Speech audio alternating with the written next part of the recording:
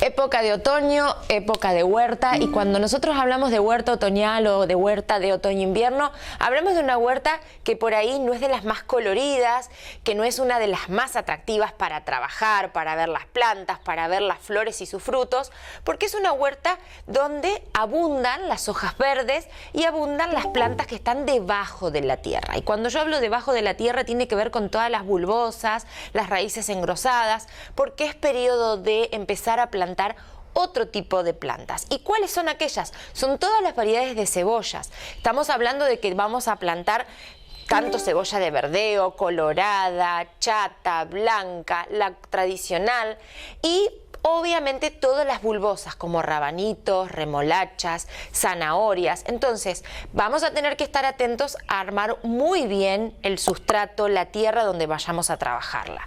Lo primero y principal es sacar toda la maleza superficial. No tiene que quedar ni un gramo de maleza. ¿Por qué? Porque la maleza es la que va a competir con nuestras plantas cuando nosotros plantemos nuestra huerta.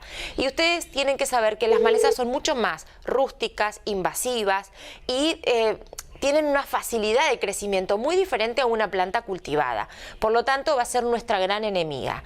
La segunda cosa que tienen que erradicar son las hormigas, porque después es muy difícil hacer un mantenimiento cuando ya tenemos la huerta instalada. La ideal es no aplicar ningún químico, por lo tanto, vamos a tener que manejar previo a la plantación a erradicar todas las plagas y todas las malezas del lugar.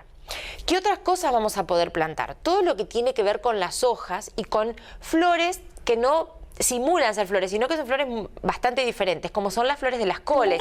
Vamos a poder trabajar con, por ejemplo, todo lo que tiene que ver con los repollos de Bruselas, vamos a poder trabajar con los coliflores y todo lo de hoja, acelga, espinaca, rúcula, radicheta y las lechugas de invierno. Todo esto hace que tengamos una huerta muy variada, muy nutrida, porque todo esto es una base de alimento fundamental para la dieta de la persona, y que por supuesto con muy poco dinero vamos a poder tener verduras durante todo el otoño y durante todo el invierno. Lógicamente no vamos a tener ni tomates, ni pimientos, ni berenjenas, eso vendrá mucho más adelante, pero empecemos a trabajar en la huerta porque es fundamental el tener nuestra verdura o nuestra fruta directo de nuestra huerta a la mesa. Ahora vamos a hablar de algunas aromáticas que podemos sembrar en esta época, todo lo que tiene que ver con el otoño. Y vamos a ver tres básicamente: perejil, romero y cilantro. Estas tres aromáticas las podemos incorporar en la huerta siempre con una forma de pensarlo en una estructura agroecológica. ¿Qué quiere decir? Utilizarlas a las aromáticas no solo para el consumo de nuestra mesa, sino como repelente de insectos. Recuerden que la mayoría de las aromáticas tienen esta característica, que nos van a ahuyentar las plagas malas del jardín y van a traer un montón de plagas buenas o de insectos buenos que van a combatir a aquellos que dañan a nuestras plantas. Por lo tanto, recuerden, romero, perejil y cilantro se siembran en esta época y siempre tengan en cuenta de plantar alguna plantita de caléndula, alguna plantita de lavanda, que también nos van a ayudar muchísimo en la sanidad de la huerta. Bueno, ahora vamos a hablar de la época otoñal, y cuando hablamos de época de otoño se nos vienen todos los bulbos a la cabeza. ¿Por qué? Porque es la época de empezar a desenterrar los bulbos de invierno, incorporar nuevas variedades, dividirlos, sacarle obviamente las hojas, porque este periodo donde nosotros vamos a levantar, dividir o plantar, debemos eliminar todo el resto de material verde sobre la superficie de la planta. Entonces, acá empiezan a conjugarse un montón de variedades y de variantes para poder poner en nuestro jardín. Vamos a hablar ahora de algunas que tienen que ver con el sol, con pleno sol. Y en este caso podemos encontrar un gran grupo de bulbosas, como son, por ejemplo, las marimonias, las fresias, las tigridias, ixias, tréboles. Estos tipos de bulbosas andan muy pero muy bien a todo lo que tiene que ver con pleno sol. Por ejemplo, los tulipanes también podrían ir tranquilamente a pleno sol. ¿Dónde los vamos a plantar? Podemos plantarlo tanto en suelo como en maceta. Tenemos que tener en cuenta que al momento de plantar estos bulbos o de dividirlos, el riego debe tener que funcionar.